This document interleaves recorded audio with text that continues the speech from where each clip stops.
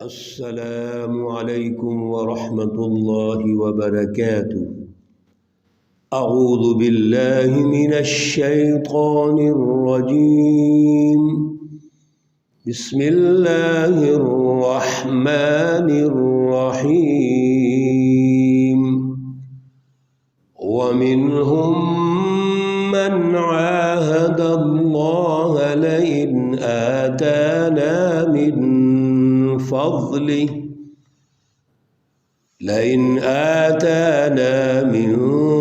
فضله لنصدقن ولنكونن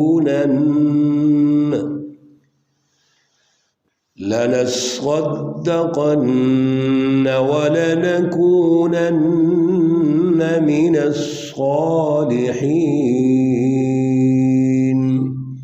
صدق اللہ العلی العظیم۔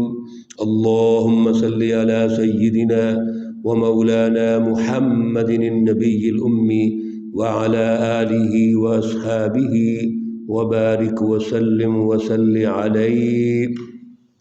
انتہائی معزز و محترم بھائیوں اور بہنوں، آج جو آیات مقدسہ ہم پڑھیں گے وہ آیت مقدسہ نمبر 75، 76، 77 اور 78 ہے، اور پارہ نمبر 10 ہے، سورۃ التوبہ ہے، پارے کا رکوع نمبر 16 اور سورہ مقدسہ کا رکوع نمبر 10 ہے۔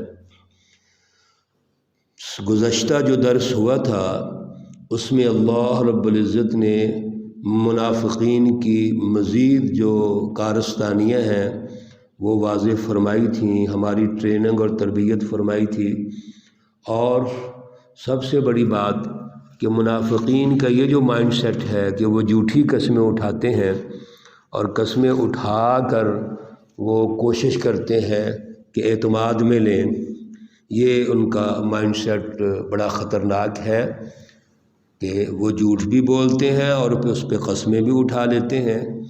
اسی لیے ہمیں بھی رسول اللہ صلی اللہ علیہ وسلم نے بھی یہ ہماری تربیت فرمائی ہے کہ باتوں میں قسمیں نہیں اٹھانی چاہیے۔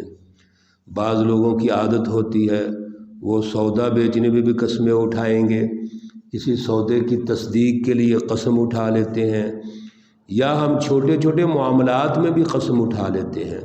اس سے منع کیا گیا ہے۔ اصل میں یہ منافقین کی نشانی ہوتی ہے کہ وہ قسم اٹھا کر اپنی بات کو منواتے ہیں، کیونکہ اس کی بیک گراؤنڈ پہ ان کا خیال یہ ہوتا ہے کہ ہماری بات کو تسلیم نہیں کیا جائے گا۔ تو جو صاحب اعتبار ہوتا ہے، صاحب اعتماد ہوتا ہے، اس کی بات کو تو ویسے ہی مانا جاتا ہے۔ قسم کا کیا مطلب ہے؟ قسمیں اٹھاتا ہی وہ ہے جس کو اپنے اوپر خود اعتبار نہیں ہوتا۔ ہمیں اس رویے سے ہمیشہ بچنا چاہیے۔ اللہ رب العزت نے آج آیت مقدسہ نمبر 75 میں پھر ان منافقین کی وہ ایک سوچ اور ان کا مائنڈ سیٹ بیان فرمایا ہے۔ وَمِنْهُمْ مَنْ عَاهَدَ اللَّهُ، اور بعض ان میں سے وہ ہیں کہ عہد کیا انہوں نے اللہ سے، لَإِنْ آتَانَا مِنْ فَضْلِهِ، کہ اگر ان کو اللہ اپنے فضل سے عطا کریں گے تو لَنَصَّدَّقَنَّ، ضرور خیرات کریں گے۔ یہ لَنَصَّدَّقَنَّ عربی کا تاکید کا صیغہ ہے، جس کا معنی ہے کہ اگر ہمیں اللہ دیں گے تو ہم ضرور خیرات کریں گے اور ہم نیک لوگوں میں سے ہو جائیں گے۔ آیت نمبر 76 میں اللہ تعالیٰ فرماتے ہیں فَلَمَّا آتَاهُم مِّن فَضْلِهِ، جب اللہ نے ان کو اپنے فضل سے دے دیا تو بَخِلُوا بِهِ وَتَوَلَّوْا وَهُمْ مُعْرِضُونَ، انہوں نے بخل اختیار کر لیا اور وہ پھر گئے، جو ان کا وعدہ تھا اس سے پھر گئے۔ تو یہاں سے یہ پتہ چلا کہ منافقین کا جو مائنڈ سیٹ ہوتا ہے وہ یہ ہوتا ہے کہ وہ مل جائے ان کو لیکن خرچ نہیں کرتے۔ پیچھے بھی ہم نے یہ مسلسل پڑھا تھا کہ جب بھی ان کو حصہ ملتا تھا رسول اللہ صلی اللہ علیہ وسلم کی طرف سے، اور آپ صلی اللہ علیہ وسلم تو عدل کی بنیاد پہ، انصاف کی بنیاد کے سب کو برابر دیتے تھے، لیکن یہ آپ صلی اللہ علیہ وسلم پر اعتراض کرتے تھے، طعن و تشنیع کرتے تھے۔ اگر تو ان کو ان کا حصہ زیادہ ملتا تھا، یعنی وہ بھی عدل کی بنیاد پہ ہوتا تھا، لیکن کبھی زیادہ مل گیا تو تعریف کرتے تھے، اور اگر نبی علیہ الصلوۃ والسلام کے اینڈ سے عدل ہی ہوتا تھا اور کم مل گیا تو طعن و تشریح شروع کر دیتے تھے۔ تو یہ منافق کی ایک سوچ ہوتی ہے، اور یہاں پر اللہ نے جب ان کو دیا تو اس کے نتیجے میں انہوں نے بخل اختیار کر لیا۔ ہونا تو یوں چاہیے تھا کہ وہ اور اللہ کے راستے میں خرچ کرتے، لیکن انہوں نے بخل اختیار کر لیا۔ یہاں پر ایک واقعہ ویسے تو لمبا ہے لیکن بالاختصار وقت کی مناسبت سے عرض کرتے ہیں۔ ایک شخص ہے ثعلبہ بن حاطب، یہ رسول اللہ صلی اللہ علیہ وسلم سے گزارش کرتے ہیں، کہتے ہیں کہ آپ میرے حق میں دعا کریں کہ میں دولت مند ہو جاؤں۔ حضور نبی اکرم صلی اللہ علیہ وسلم نے اس کو سمجھایا کہ جو اللہ نے دیا ہے اس پر شکر ادا کرو۔ اللہ رب العزت کا جو بھی طریقہ کار ہے وہ بہتر ہوتا ہے، اس پہ ہمیں قناعت کرنی چاہیے، اسی کو ہمیں پسند کرنا چاہیے۔ اور آپ صلی اللہ علیہ وسلم نے اپنی بھی مثال دی کہ آپ ہمارے نقش قدم پر چلو، لیکن اس نے پھر کہا کہ دعا کریں۔ بالآخر حضور نبی اکرم صلی اللہ علیہ وسلم نے دعا فرمائی، اللہ تعالیٰ نے اس کو بکریوں میں اس قدر برکت ڈالی کہ مدینۃ المنورہ کے باہر جا کر کھلی جگہ پر اس کو ایک گاؤں میں اور علیحدہ وہ رہنے کی ضرورت پڑ گئی۔ لیکن جب وہ اس مال میں مصروف ہو گیا تو آہستہ آہستہ وہ نبی علیہ الصلوۃ والسلام کی صحبت سے بھی دور ہو گیا۔ اس نے نماز ترک کر دی، جمعہ وغیرہ اور جماعات میں آنا چھوڑ دیا، رسول اللہ صلی اللہ علیہ وسلم کو ملنا بھی اس نے کم کر دیا۔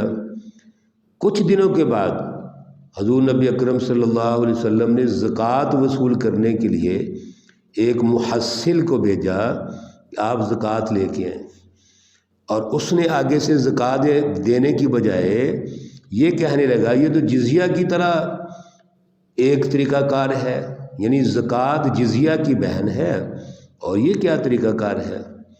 چنانچہ اس نے اس محصل کو ٹال کر واپس بھیج دیا۔ حضور نبی اکرم صلی اللہ علیہ وسلم کو جب پتہ چلا تو آپ نے فرمایا وَيْحَ ثَعْلَبَ، 3 مرتبہ فرمایا وَيْحَ ثَعْلَبَ وَيْحَ ثَعْلَبَ، جس کا معنی ہے افسوس، یہ ثعلبہ کیا کر رہا ہے۔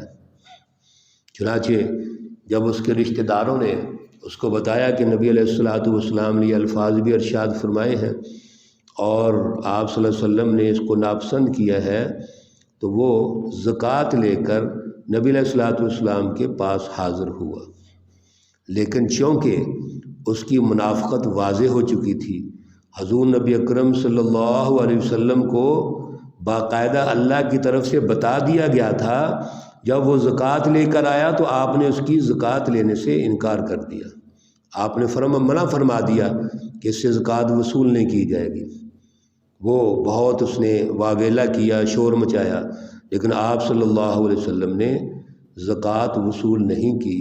اور اسی طرح پھر 3 جو ہمارے خلفائے راشدین ہیں، حضرت ابوبکر، حضرت عمر، حضرت عثمان رضوان اللہ تعالی علیہم اجمعین کے ادوار میں وہ زکوٰۃ لے کے آتا رہا اور انہوں نے زکوٰۃ اس کی وصول نہیں کی۔ بالآخر حضرت عثمان رضی اللہ تعالیٰ عنہ کے دور میں وہ وفات پا گیا، دنیا سے چلا جاتا ہے۔ یہاں پر اس واقعے کا ذکر فرمایا گیا ہے کہ جو بخل کرتے ہیں فَأَعْقَبَهُمْ نِفَاقًا فِي قُلُوبِهِمْ، اس نے اپنے اس نفاق کو دل میں چھپا کے رکھا ہے، إِلَى يَوْمِ يَلْقَوْنَهُ، یہاں تک کہ وہ اس کا وقت آ گیا، اللہ رب العزت کے ساتھ ملنے کا وقت آ گیا۔ تو مقصد کیا ہے کہ وَبِمَا كَانُوا يَكْذِبُونَ، یہ جھوٹ بولتے ہیں، جھوٹے ہیں، اور اندر میں انہوں نے وہ چھپایا ہوتا ہے۔ أَلَمْ يَعْلَمُوا أَنَّ اللَّهَ يَعْلَمُ سِرَّهُمْ وَنَجْوَاهُمْ، حالانکہ اتنے بیوقوف ہیں، ان کو یہ بھی نہیں پتا کہ اللہ رب العزت تو جو چھپاتے ہیں وہ بھی جانتے ہیں، اور جو مشورہ کرتے ہیں وہ بھی جانتے ہیں۔ وَأَنَّ اللَّهَ عَلَّامُ الْغُیُوبِ، اور اللہ رب العزت تو جو غیب کی پوشیدہ چیزیں ہیں وہ بھی جانتے ہیں۔ تو اللہ رب العزت سے کیا چھپانا ہے؟ چھپائیں تو اس سے جس کو پتہ نہ چلے۔ چلو آپ حزب اللہ کو دھوکہ دینے کی کوشش کرتے ہیں، دے لیں گے۔ رسول اللہ صلی اللہ علیہ وسلم کے حوالے سے کوئی جھوٹ بول کے، اور آپ صلی اللہ علیہ وسلم کو بہت ساری چیزوں کا پتہ بھی ہوتا تھا، آپ خاموش رہتے تھے اپنے رحمت للعالمین ہونے کی وجہ سے، مشفق ہونے کی وجہ سے، لیکن وہ اللہ، اس کو کیسے آپ دھوکہ دیں گے؟ وہ آپ کے راز بھی جانتا ہے، مشورے بھی جانتا ہے، پوشیدہ چیزوں کو بھی جانتا ہے۔ یہ جو مائنڈ سیٹ ہے منافقین کا، اللہ اس سے محفوظ فرمائے۔ آج ہم بھی یہ کوشش کرتے ہیں کہ جو ہماری خواہشات کے مطابق چیزیں ہوتی ہیں ہم ان کو قبول کر لیتے ہیں، وہ دین کی چیزیں ہوں، وہ معاشرے کی چیزیں ہوں، وہ فیملی کی چیزیں ہوں، اور اگر کوئی چیز ہماری خواہشات سے ہٹ کے ہو تو ہم وہ ناراض ہو جاتے ہیں، اللہ رب العزت اور رسول اللہ صلی اللہ علیہ وسلم کی اطاعت میں نہیں آتے۔ ہمیں بچنا چاہیے، ہمیں توبہ کرنی چاہیے۔ یہ تمام جو خصلتیں منافقین کی ہیں، جن کو ماشاءاللہ ہم پڑھ رہے ہیں، ہماری ٹریننگ ہو رہی ہے، ہم نے ان سے بچنا ہے، ہم نے ان سے دور رہنا ہے، اور اگر خدا نہ خواستہ کوئی خصلت ہمارے اندر آ جائے تو ہم نے توبہ کرنی ہے۔ اللہ رب العزت ہماری توبہ کو قبول فرمائے۔ اللہ رب العزت تمام مرحومین و مرحومات کو جنت الفردوس میں اعلیٰ مقام عطا فرمائے، ان کی آخرت کی منازل میں آسانیاں پیدا فرمائے۔ اللہ رب العزت تمام بیماروں کو شفائے کاملہ عاجلہ مستمرہ عطا فرمائے۔ اللہ رب العزت جتنے بھی ہمارے پریشان حال لوگ ہیں، گھروں میں ہیں، جاب کے لیے ہیں، کاروبار کے لیے ہیں، اور اس نظام ظلم کے جو برے اثرات ہیں اس کی وجہ سے وہ پریشان ہیں، اللہ رب العزت سب کی پریشانیوں کے لیے آسانیاں پیدا فرمائے۔ اللہ رب العزت سب کو ترقیاں عطا فرمائے۔ ربنا تقبل منا انک انت السمیع العلیم وتب علینا انک انت التواب الرحیم، وصلی اللہ تعالی علی النبی الأمی محمد وعلی آلہ واصحابہ اجمعین، وبارک وسلم تسلیما کثیرا کثیرا کثیرا۔ السلام علیکم ورحمۃ اللہ وبرکاتہ۔